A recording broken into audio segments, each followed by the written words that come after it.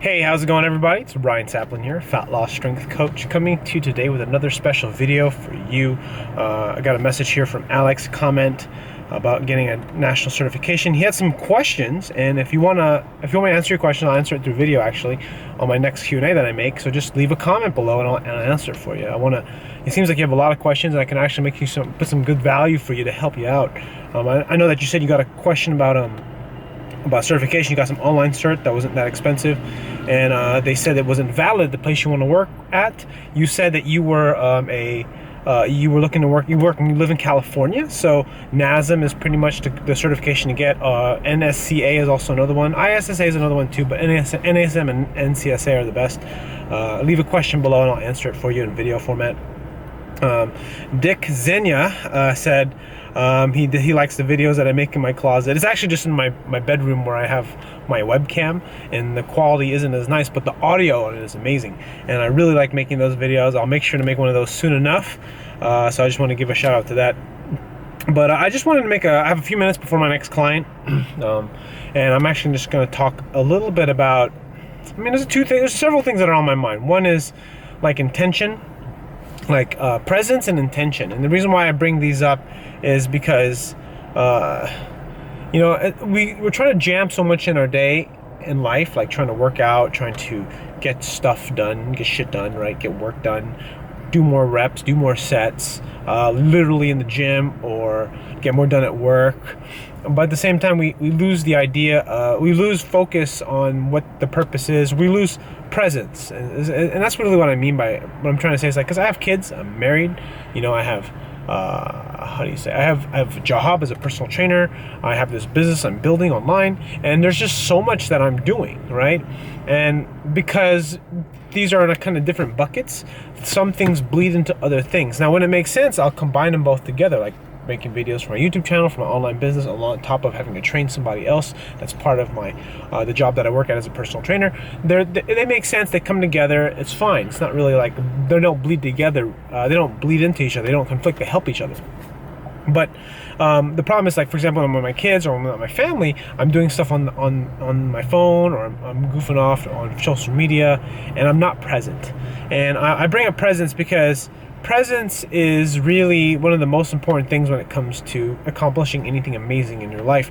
And I bring this up specifically because I can't help but realize that, in powerlifting, one of my biggest personal growths in powerlifting, and why I love it so much, just like when I made the video Fuck Baby Weights, and the one before that, is I said something, it just puts you in the moment, and in a very intense moment, where you're absolutely focused. Because there's risk, right? You could get hurt, and you want to make the lift, you want to win. And there's something about that when you're trying to find that present zone, and the truth is, it takes a ridiculous amount of discipline, skill, willpower, practice to actually just do that at will. I don't know, like, for me to get in that sort of zone, I need like heavy weight on my back. I need the weight I'm about to lift on the bench. I need a deadlift that I'm about to pull off the ground. There's got to be a sort of Zen-like focus before the movement is created. It's a little nerve-wracking, but it forces you to really focus and push yourself, mentally, not just physically, but mentally. But at the same token, when you can force yourself to be present, when you can I think this is one of the main reasons why meditation is so important, is that it allows you to find that center faster, sort of that present moment, that just that center part of you, just very quick. You can find your center, you can find yourself, because a lot of the time we have so many things pulling at us, from work to school to business to other goals that we have, fat loss diets, different things just pulling at us, and we're as we get pulled towards each direction, depending on our priorities or what's going on in our life, we're trying to find our center. And what I mean by that is, like, we're just trying to find that spot where, like, okay, am I moving in the right direction? Okay, am I moving fast enough? Am I moving slow enough? Am I making the right decisions?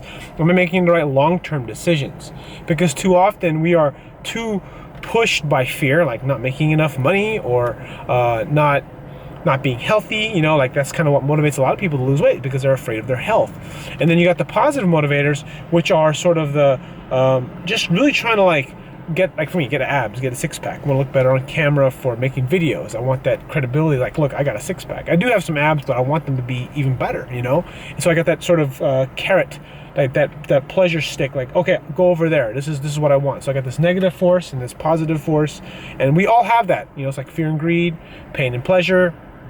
But the thing I want to make a sense of is, like, you have to find the middle of that, because when we're really motivated to do something, we push ourselves beyond what is, I hate using the word realistic, but I'll use it here, realistic, like what we know about ourselves, because a lot of us have made that decision where we like overcommit, essentially, and then other parts of our life fail, or other of our lives start to take a back seat, and we don't want that, right? So it's not that you can't accomplish that goal, but you don't want to accomplish the goal at the sacrifice of everything else in your life. And the same token, like when something is basically chomping at your ass, like Elliot Hull says a lot in some of his older videos, you know, you're going to run harder away from it. You know, for example, paying a mortgage, paying a bill, getting your blood sugar down, getting control of your insulin if you're diabetic or something like that. You'll work your ass off and just stay away because you're afraid.